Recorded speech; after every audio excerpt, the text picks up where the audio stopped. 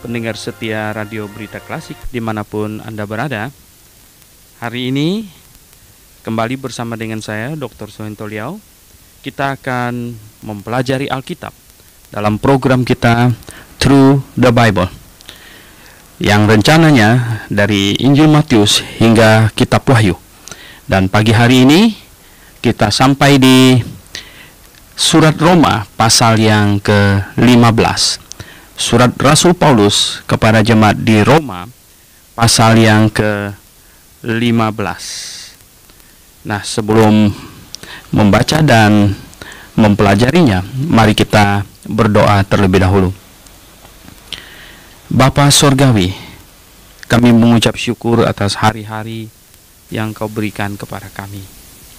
Kami mengucap syukur atas keselamatan jiwa kami, mengucap syukur atas hidup ini Tuhan, yang Tuhan sudah pimpin.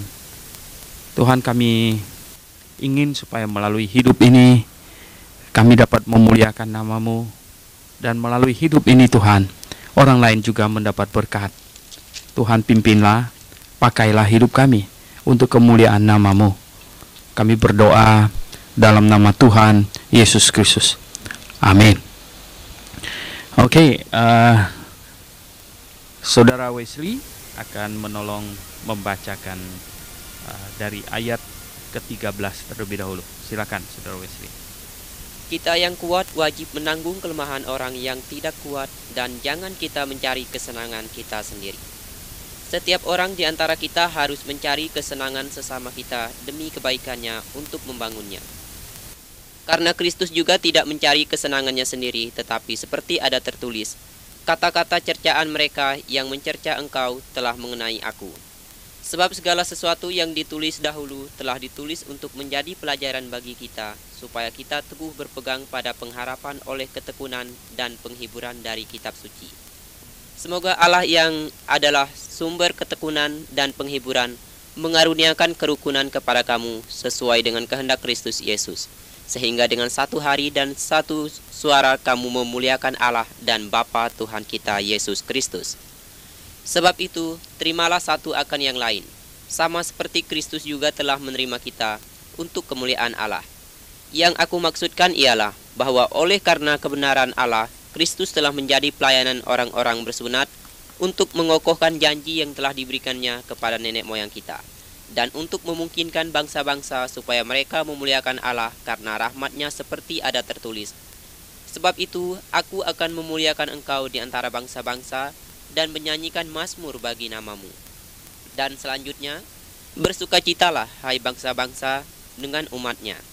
Dan lagi, pujilah Tuhan hai kamu semua bangsa-bangsa, dan biarlah segala suku bangsa memuji Dia.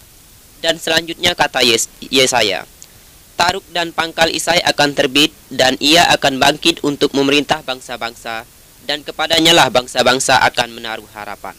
Semoga Allah, sumber pengharapan, memenuhi kamu dengan segala sukacita dan damai sejahtera dalam iman kamu, supaya oleh kekuatan Roh Kudus kamu berlimpah-limpah dalam pengharapan. Oke, pendengar yang kami kasih dalam Yesus Kristus, pasal 15 adalah lanjutan dari pasal 14, di mana di dalamnya Rasul Paulus menyinggung masalah keharmonisan dalam berjemaat. Jadi keharmonisan dalam berjemaat adalah harga mati untuk kesaksian jemaat itu sendiri. Jadi jikalau jemaat tidak harmonis, maka kesaksian keluar akan tercederakan. Oleh sebab itu, keharmonisan jemaat itu adalah kunci, dan itu adalah hal yang sangat penting untuk kesaksian sebuah jemaat. Nah, tentu doktrin yang benar adalah faktor yang paling utama untuk memberitakan Injil keluar, karena orang tidak diselamatkan kalau kita lemparkan dia 1 juta dus Indomie gitu. Dia tidak akan masuk surga.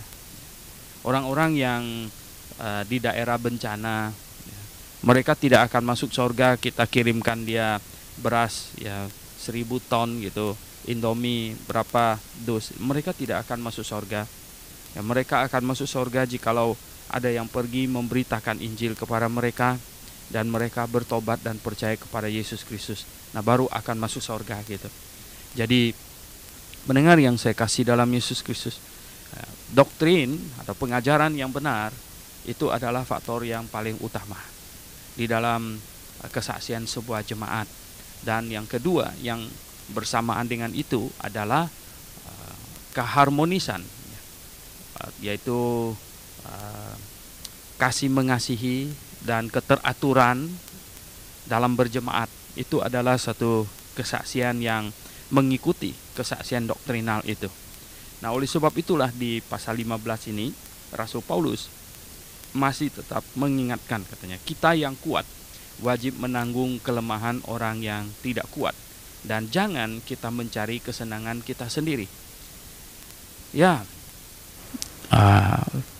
jikalau ada tiap-tiap orang dalam jemaat mencari kesenangan dirinya sendiri, maka sikap ini akan menciderai keharmonisan jemaat. Di dalam berjemaat ada orang yang kuat, ada orang yang masih lemah. Ada orang yang baru percaya, ada orang yang sudah lama percaya. Di jemaat Roma yang menerima surat ini, sangat mungkin di situ ada orang-orang Yahudi yang baru ikut belum lama. Oleh sebab itulah maka di pasal yang ke-14 itu Rasul Paulus berkata mengenai makanan, yang makan jangan menghina-hina mereka yang belum berani makan.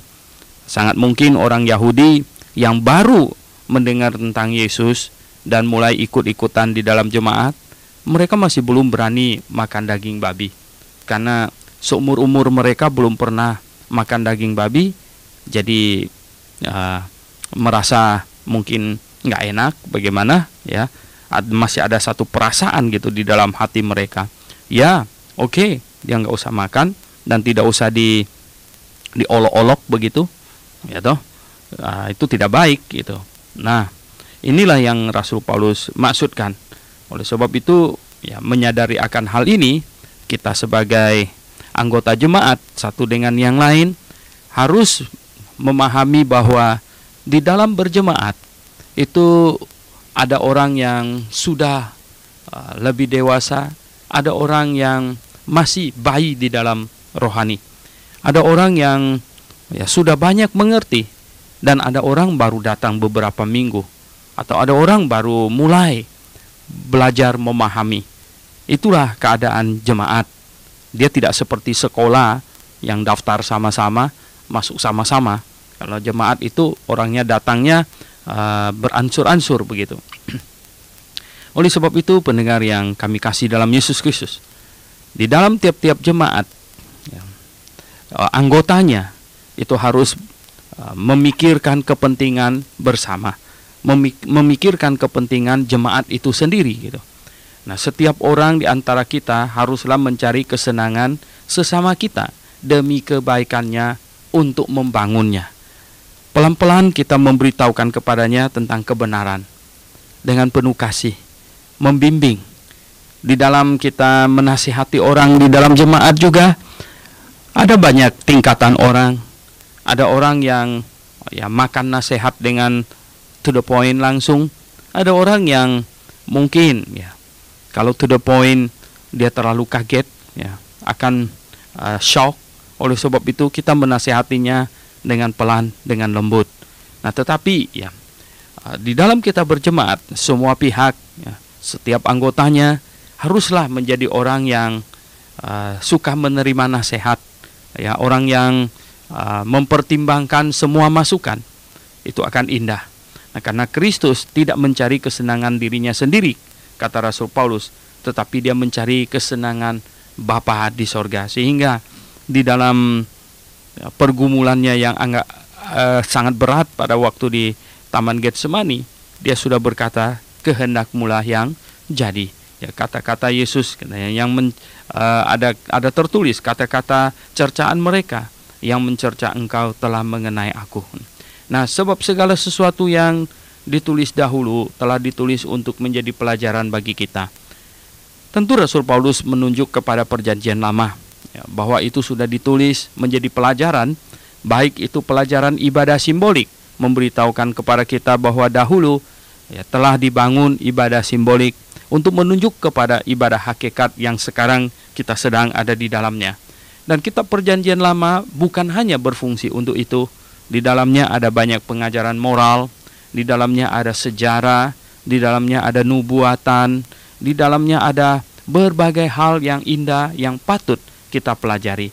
Memang semuanya ditulis untuk menjadi pelajaran bagi kita, supaya kita teguh berpegang pada pengharapan oleh ketekunan dan penghiburan dari kitab suci. Jadi kita membaca Alkitab mendapat hiburan, mendapat penghiburan, dan ada pengharapan di dalamnya, dan yang menjadi pegangan bagi kita. Nah, semoga Allah yang adalah sumber ketekunan, katanya, Allah sumber ketekunan dan penghiburan. Jadi Allah lah yang menghibur kita, yang menjadi dasar kita bertekun karena kita percaya kepadanya. Tentu kalau kita tidak percaya, ya kita tidak usah bertekun gitu. Nah, mengaruniakan kerukunan kepada kamu. Jadi di sini lihat kerukunan jemaat, keharmonisan jemaat adalah hal yang sangat penting, sesuai dengan kehendak Kristus Yesus. Jadi jemaat yang penting itu satu dengan yang lain harus rukun. Nah, supaya bisa mencapai itu, maka jangan ada orang yang egois, dikatakan di sini. Kemudian jikalau ada seseorang merasa ada anggota yang lain tidak pantas berbuat demikian atau tidak patut, nah kita awalnya kita mesti pikirkan itu adalah apakah dia sengaja. Kemudian yang kedua, apakah motivasinya dia. Nah, kalau dia tidak sengaja, jadi kata-katanya memang menyinggung hati kita. Tetapi jikalau itu tidak sengaja, ya jelas dia tidak memaksud untuk menyerang kita. Kemudian motivasinya apa? Dia motivasinya mengatakan itu apa? Apakah itu sengaja mau menyerang kita? Atau justru sebenarnya motivasinya itu baik? Hanya mungkin cara penyampaian tiap-tiap orang berbeda. Ada orang yang sangat kaku, ada orang yang sangat communicable, ada yang tidak gitu. Jadi tiap-tiap anggota jemaat harus menjadi orang yang belajar untuk menjadi dewasa. Jangan terlalu cepat untuk ambil kesimpulan. Sebelum kita mengetahui segala sesuatu dengan jelas, dengan tuntas, kita sudah menyimpulkan sesuatu dengan informasi, dengan data yang tidak akurat, yang belum cukup begitu, sudah marah duluan begitu. Itu tidak boleh, itu akan mencederai keharmonisan berjemaat itu sendiri. Katanya, nah kita bukan hanya mesti rukun, tetapi sehingga dengan satu hati dan satu suara kamu memuliakan Allah dan Bapa Tuhan kita Yesus Kristus. Jadi harus dengan sehati, dengan satu suara bahkan, maksudnya satu hati, tentu maksudnya suara yang sama-sama, yaitu suara yang positif gitu, suara yang memuji Tuhan. Nah, menyinggung satu suara ini, jangan ada yang berpikir bahwa kita lalu katanya gini, berdoa sehati masing-masing keluarkan suara, satu suara. Bukan itu yang dimaksud belakangan ini atau tahun-tahun belakangan ini dipromosikan, saya sebut itu doa keroyokan gitu. Doa keroyokan itu rame-rame buka suara sama-sama. Itu bukan doa yang sehati. Kalau doa sehati itu satu orang yang mengucapkan, yang lain mengaminkan. Jadi dia memimpin, yang lain itu mengaminkan. Kalau ada 50 orang di situ mau berdoa, satu orang berdoa, satu orang mengucapkan, 49-nya itu mendengarkan dan mengaminkan. Nah, itu satu hati, itu satu suara, Tetapi kalau 50-50-nya itu berbunyi sama-sama, itu namanya 50 suara, itu ternyata 50 hati masing-masing gitu. Nah, mendengar yang saya kasih dalam Yesus Kristus, sebab itu terimalah satu akan yang lain, sama seperti Kristus juga telah menerima kita untuk kemuliaan Allah. Jadi kita dalam berjemaat satu dengan yang lain harus saling menerima, menerima keadaannya. Di dalam berjemaat yang baik tidak memandang suku, tidak memandang warna kulit, hitamkah, kuning kah, coklat kah, putih kah, ya tidak jadi masalah. Kita harus saling menerima, karena pengertian ini ya, menerima orang apa adanya dia, dari lahirnya sudah demikian ya. Yang aku maksudkan ialah, kata Rasul Paulus, bahwa oleh karena kebenaran Allah, Kristus telah menjadi pelayan orang-orang bersunat untuk mengokohkan janji yang telah diberikannya kepada nenek moyang kita. Ya, Yesus datang melayani orang-orang yang bersunat, itu orang-orang Yahudi ya.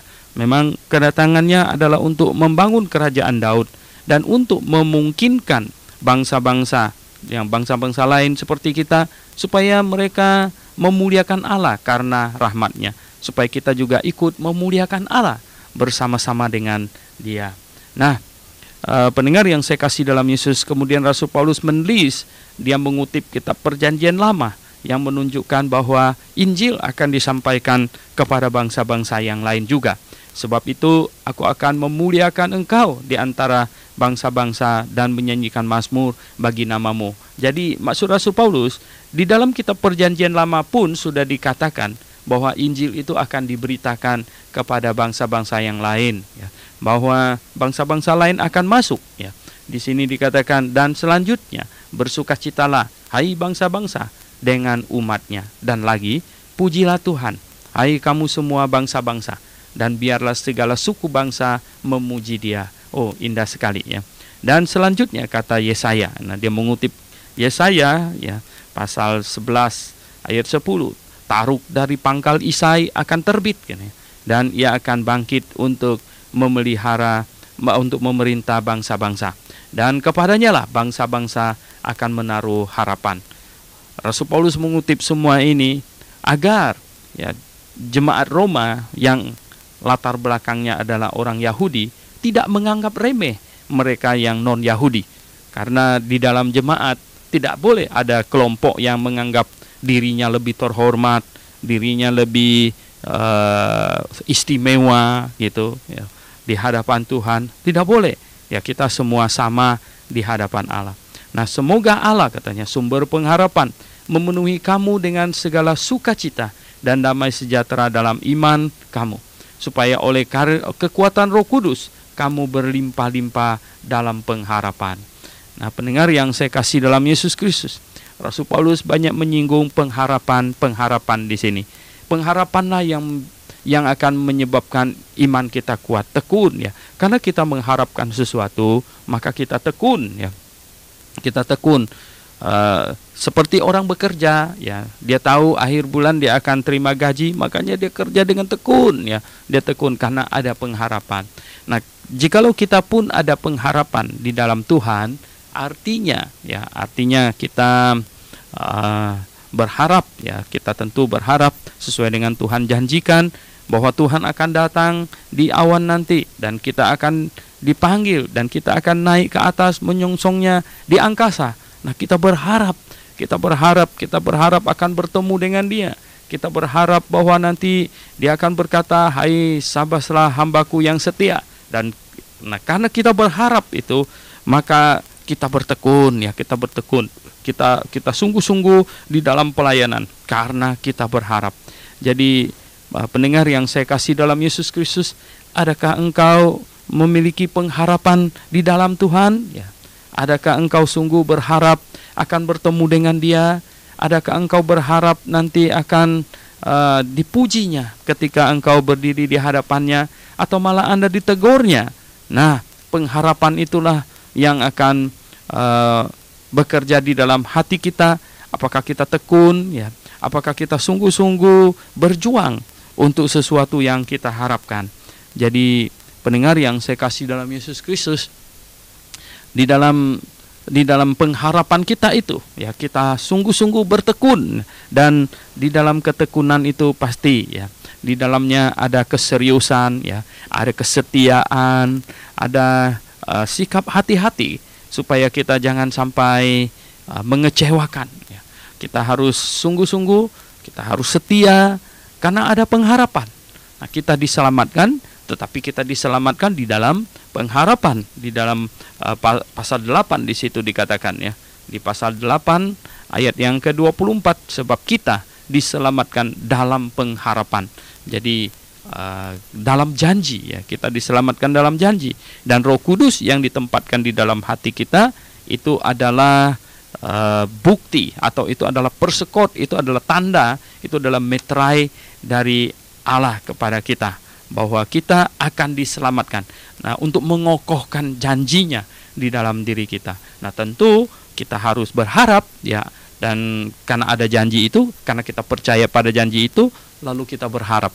Kalau kita tidak percaya pada janji itu, kita tidak berharap.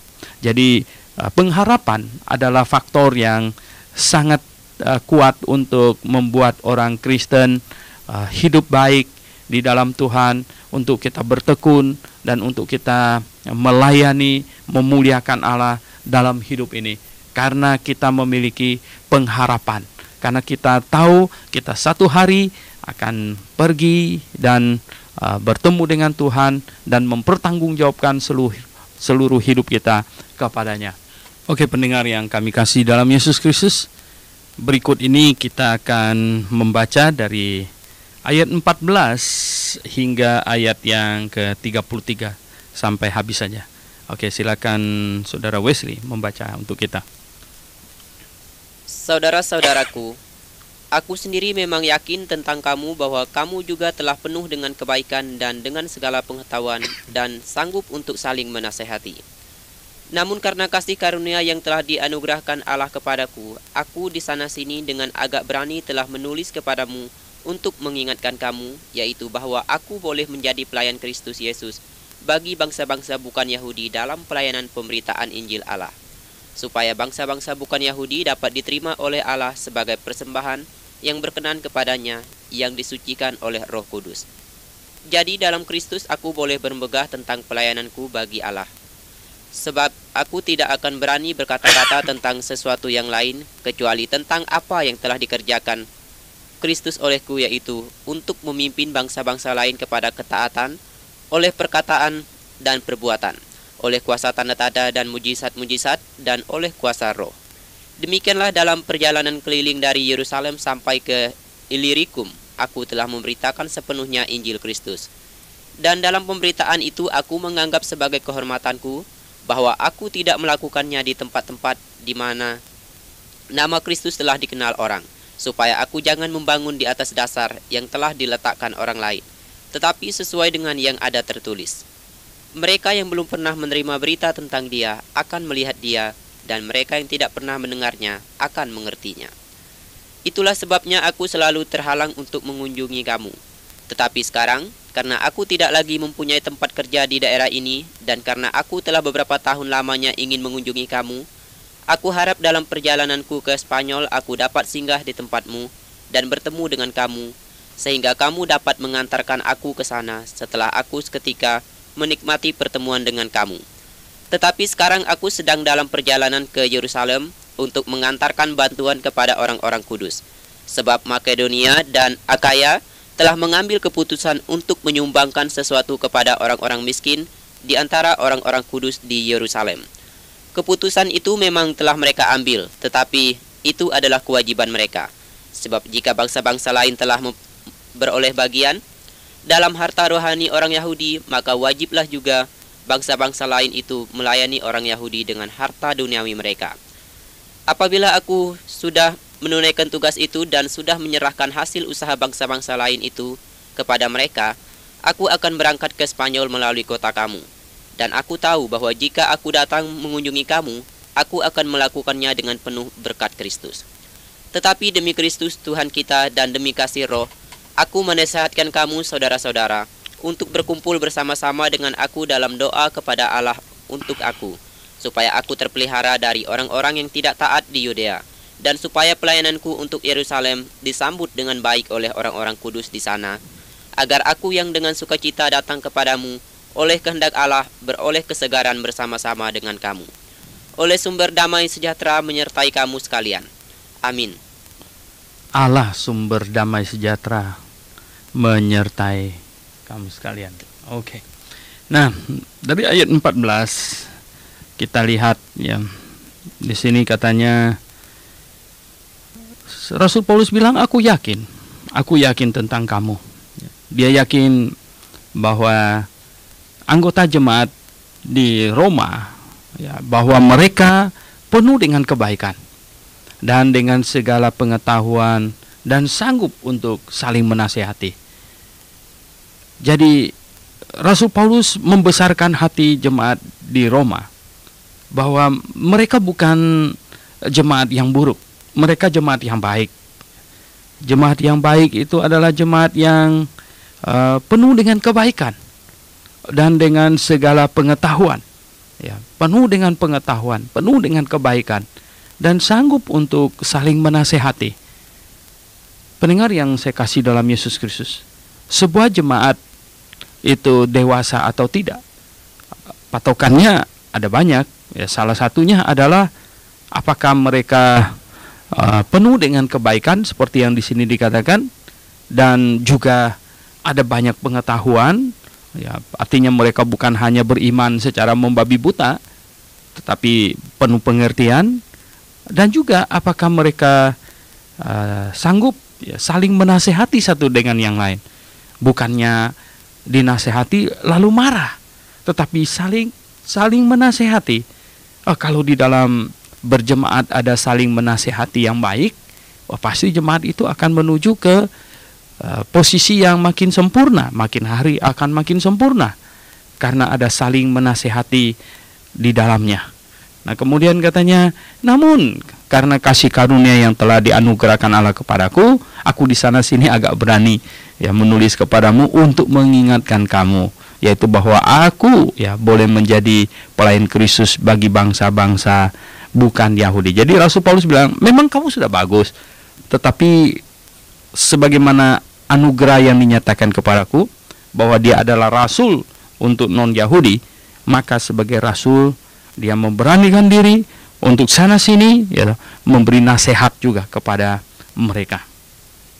Memberi nasihat, ya, bahwa dia adalah pelayan Kristus Yesus bagi bangsa-bangsa non-Yahudi. Dia memberikan nasihat, ya, dalam pelayanan Injil Yesus Kristus supaya bangsa-bangsa yang bukan Yahudi dapat diterima oleh Allah sebagai persembahan yang berkenan kepadanya. Tentu maksudnya Rasul Paulus melalui tulisannya, melalui nasihatnya, bangsa-bangsa yang non-Yahudi itu akan semakin disucikan secara karakter, ya, in karakter mereka akan semakin baik, ya, disucikan oleh Roh Kudus.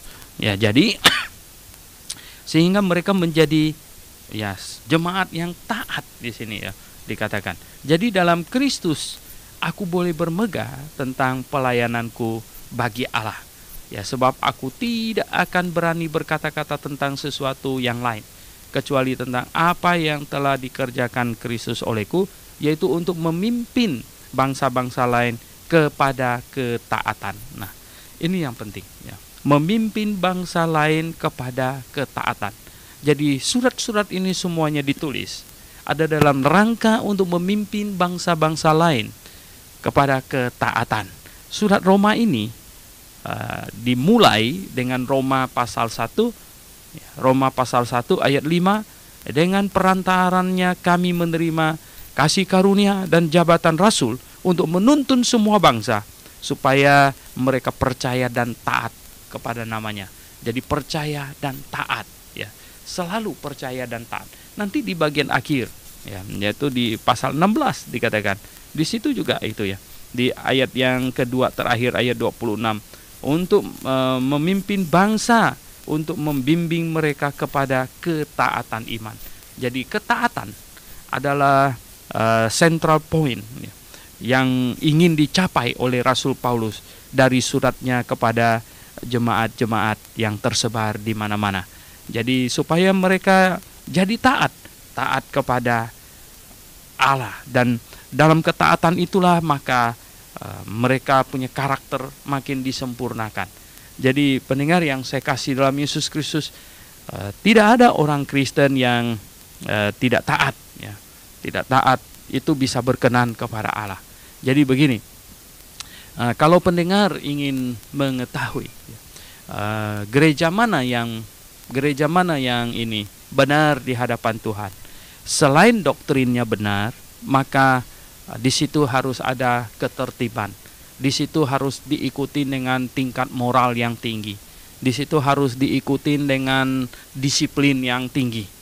Jadi pendengar yang saya kasih dalam Yesus Kristus, di mana ada kekacauan doktrin, maka di situ ada kekacauan hidup, ya. Di situ ada ketidakdisiplinan. Di situ ada hal-hal yang tidak beres terjadi. Jadi pendengar yang saya kasih dalam Yesus Kristus, begini, semakin ya manusia dekat kepada Allah, maka tingkat moralnya seharusnya makin tinggi. Dan semakin manusia jauh dari Allah, kalau jauh dari Allah kan dekat dengan iblis. Semakin manusia jauh dari Allah dan dekat dengan iblis, maka tingkat moralnya itu pasti akan menurun, ya. Akan menurun. Oleh sebab itu pendengar yang saya kasih dalam Yesus Kristus, Anda silakan periksa, ya. Ini bisa menjadi barometer. Jadi apakah tingkat moralnya tinggi, gitu? Apakah orang-orang di situ membangun karakter yang kudus?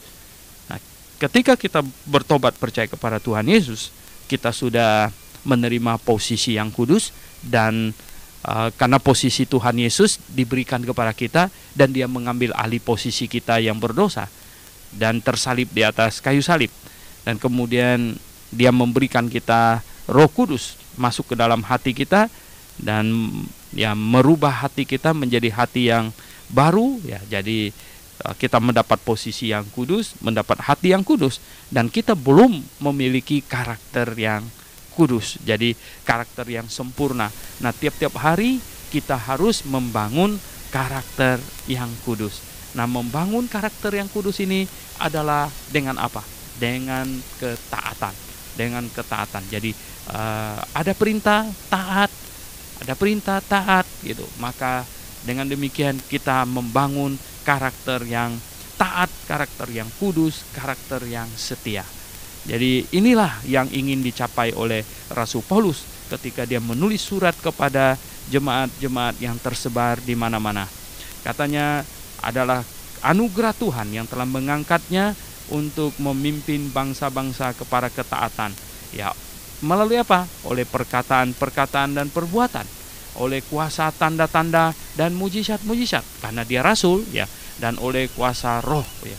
Jadi begitulah dia menyatakan dirinya bahwa dia adalah rasul yang dikhususkan untuk memimpin bangsa-bangsa non-Yahudi supaya taat di hadapan Tuhan. Demikianlah kata dalam perjalanan keliling dari Yerusalem sampai ke Ilirikum, ya. Aku telah, katanya, memberitakan sepenuhnya Injil Kristus, dan dia sudah memberitakan Injil Yesus Kristus, dan dalam pemberitaan itu aku menganggap, ya, sebagai kehormatanku bahwa aku tidak melakukannya di tempat-tempat di mana Kristus telah dikenal orang, supaya aku jangan membangun di atas dasar yang telah diletakkan orang lain, tetapi sesuai dengan yang ada tertulis, gitu, yaitu di mana tidak ada, ya, pernah berita tentangnya yang belum akan melihat dia, dan mereka yang tidak pernah mendengarnya akan mengertinya. Jadi Rasul Paulus berkata bahwa dia ingin, ya, memberitakan Injil, terutama, ya, jadi planning kerjanya adalah pergi ke tempat di mana Kristus belum pernah didengar. Oh, indah sekali. Dia adalah seorang yang ingin menjadi pionir, ya, mission, ya, pionir. Jadi pergi ke tempat di mana Injil belum didengar. Kalau sekarang sih kelihatannya hampir semua tempat sudah mendengar Injil, ya, karena televisi sedemikian luas, ya, radio dan lain sebagainya. Nah, sedemikian efektif memberitakan Injil. Tetapi persoalan sekarang yang dihadapi kita pada zaman sekarang ini adalah orang hanya dengar-dengar Injil, bahkan banyak dengar Injil yang salah, Injil yang dikurangi dan Injil yang ditambahi, sehingga itu bukan Injil lagi, Injil yang tidak menyelamatkan.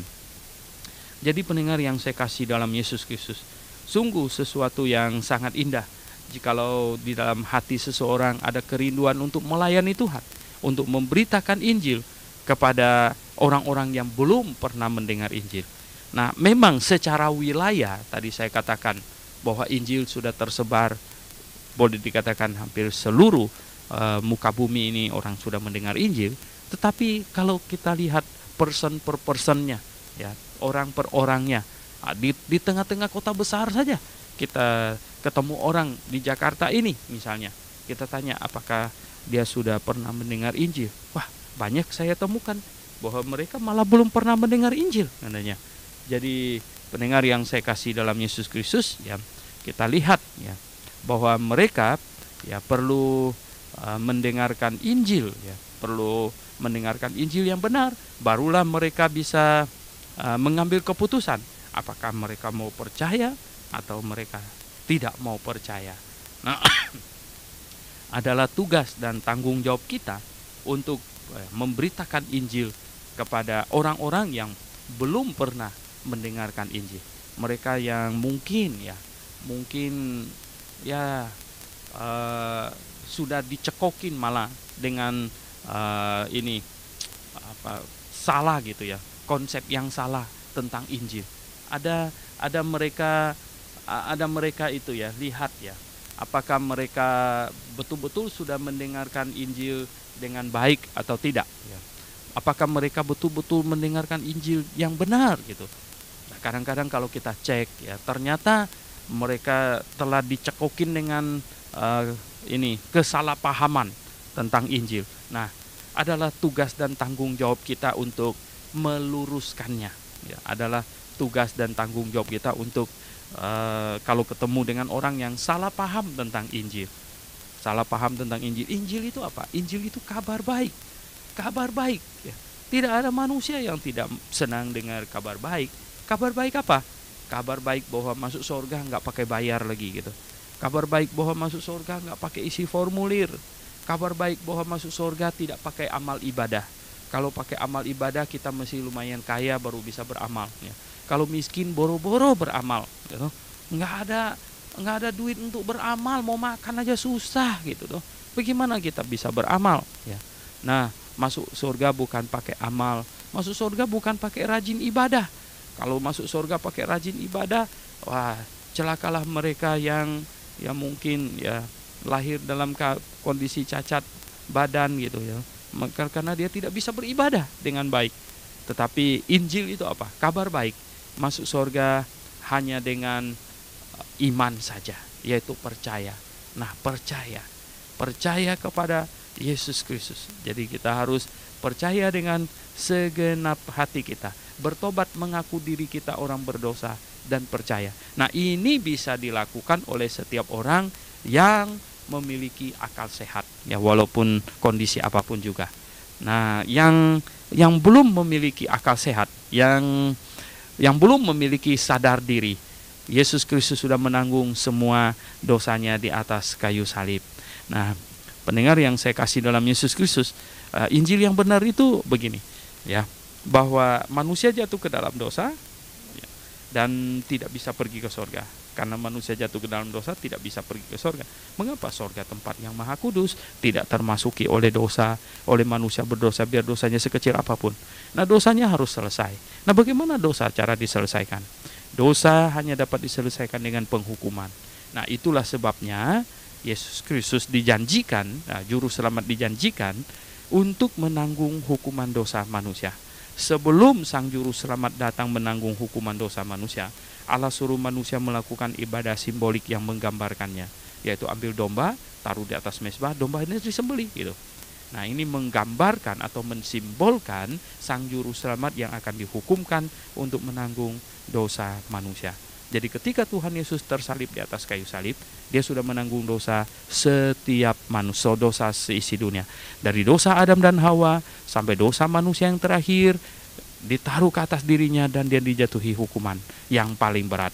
Jadi pendengar yang saya kasih dalam Yesus Kristus, Yesus sudah menanggung dosa yang disebabkan oleh Adam dan Hawa.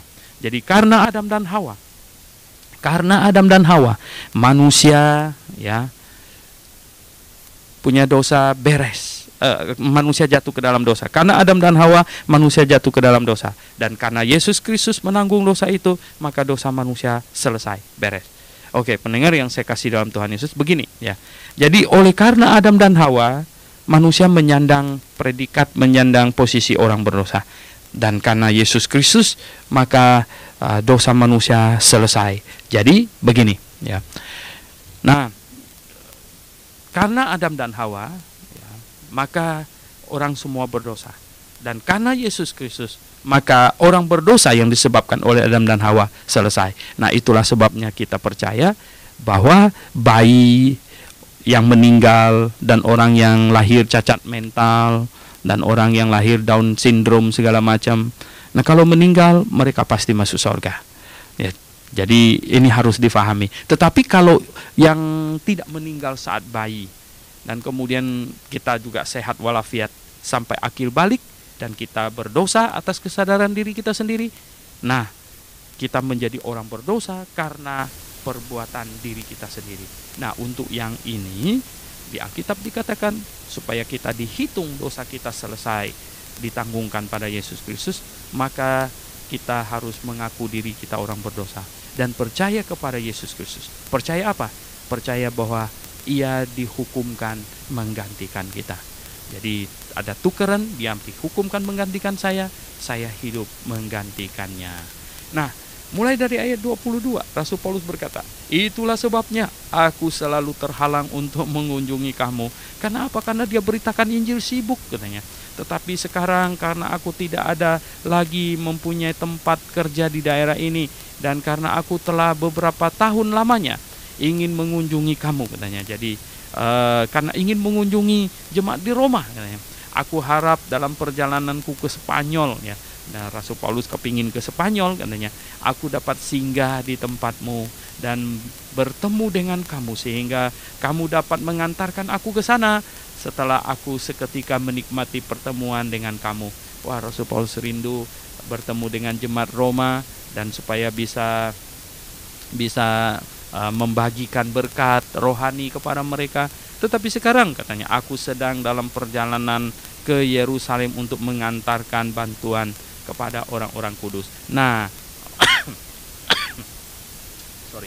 inilah yang menandakan bahwa surat Roma ini ditulis dari Korintus dalam perjalanan ke Yerusalem ya, dan ditulis di rumahnya Gaius katanya gitu ya. Nah, sebab apa katanya? Makedonia dan Akaya, yaitu di wilayah Korintus di sana, telah mengambil keputusan untuk menyumbang sesuatu kepada orang-orang miskin di antara orang-orang kudus di Yerusalem. Nah, keputusan itu memang telah mereka ambil ya, tetapi itu adalah kewajiban mereka. Nah, jadi jemaat di Korintus di provinsi Akaya dan Makedonia di situ mengambil keputusan untuk menyumbang ya, untuk menyumbang jemaat di Yerusalem karena ada kelaparan di Yerusalem dan jemaat Yerusalem banyak janda di sana karena suami mereka dibunuh dan lain sebagainya, sehingga di situ banyak janda rupanya, dan jemaat di Yerusalem mengalami kesusahan sehingga jemaat yang lain kirim bantuan dan Rasul Paulus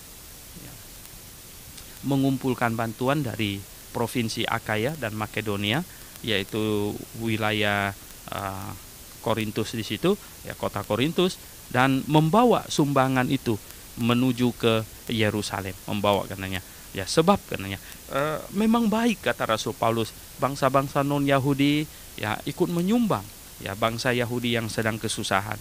Karena apa katanya? Karena bangsa lain telah beroleh bagian dalam harta rohani orang Yahudi, maka wajiblah juga bangsa-bangsa lain itu melayani orang Yahudi dengan harta duniawi mereka.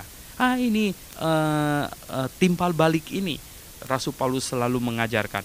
Bahkan di Galatia pasal 6 ayat 6 ya, di Galatia pasal 6 ayat 6 dia ada berkata begini, dan baiklah dia yang menerima pengajaran dalam firman membagikan segala sesuatu yang ada padanya dengan orang yang memberikan pengajaran itu.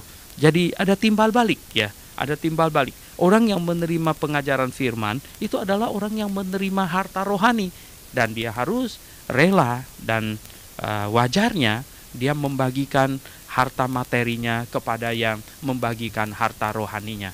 Jadi fair lah gitu ya. Sudah pergi ke Yerusalem dan sudah menyerahkan hasil usaha bangsa-bangsa lain itu kepada mereka, sudah sampai ke sana, sudah menyerahkan, aku akan berangkat ke Spanyol. Dia ingin pergi ke Spanyol katanya untuk memberitakan Injil ke sana.